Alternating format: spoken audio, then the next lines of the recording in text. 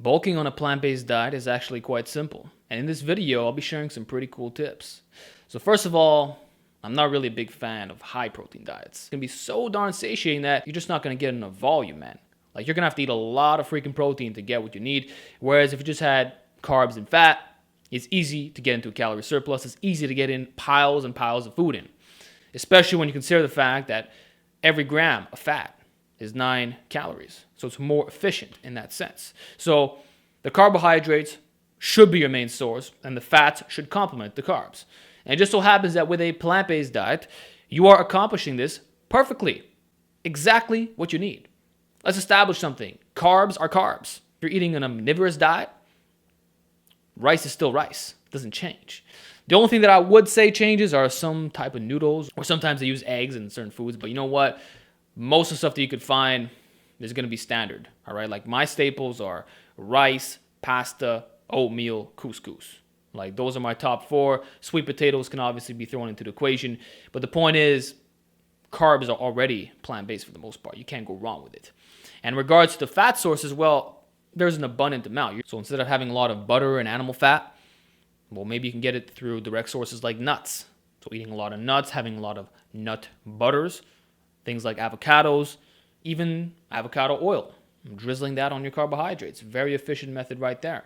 So the carbs and fat, it's the same bulking strategy that you would use if you were on an omnivorous diet. You just got to make sure that there aren't any eggs or other little stuff added to the foods. But besides that, it's very simple. In regards to the protein intake, well, watch my video, Protein and Plant-Based Diets. You'll understand it's already overrated in the first place, okay? And you can easily get your amount. If you're in a calorie surplus and your diet is balanced overall, you're going to hit your protein needs, okay? If you're in a surplus, bro, you're going to get it, okay? All you need is 0.8 grams per pound of body weight. That is rather low and not difficult to obtain.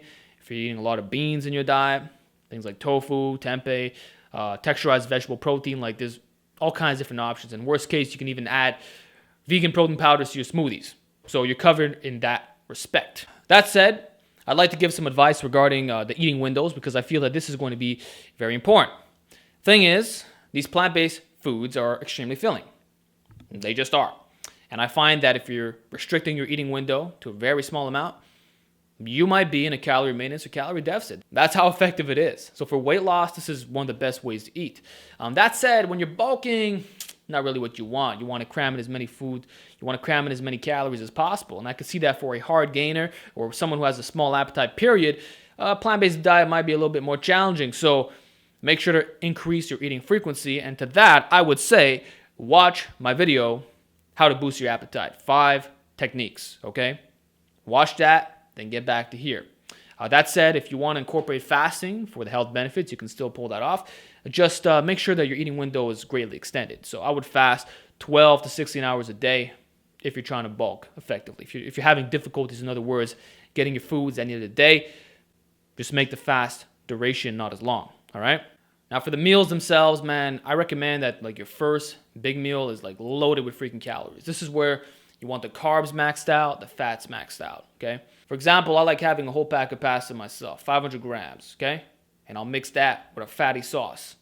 And by the way, you don't have to use ground beef or meat in general to make your pasta. Ever heard of pasta fagioli? Like, you got options. Throw in your beans. It tastes really freaking good, actually. Some would say even better.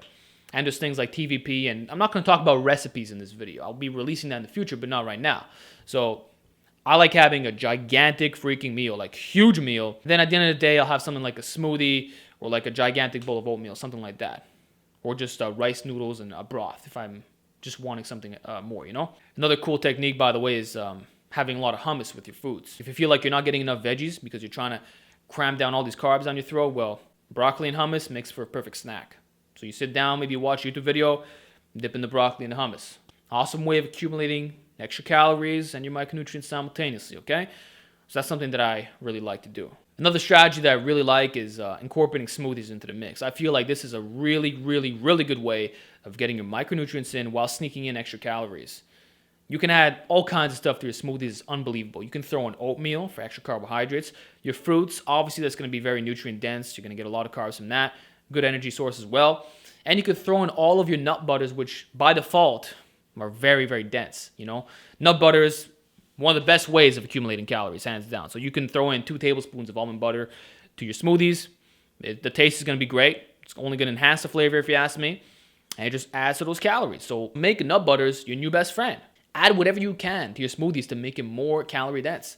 And you'll find that you can easily get yourself a shake that's like really high in the calories, man. You complement a gigantic shake, which contains all the micronutrients, all these dense little foods, plus the other meals that you're eating throughout the day, or even just one meal, and you're good. You can easily enter a calorie surplus. So I strongly recommend liquid meals for anybody who has a small appetite, or for anyone who wants to be efficient with getting like loads of calories in one shot. Like smoothies are the way to go if you ask me. And as a final recommendation, which is actually a pretty fun one, is to go to a vegan restaurant or a vegan buffet once a week.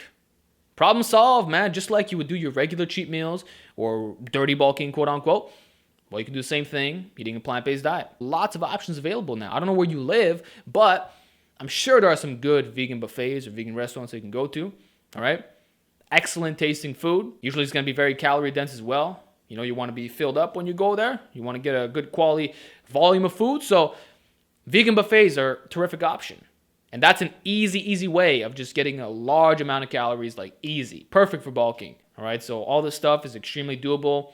Nothing really to stress over about. All right.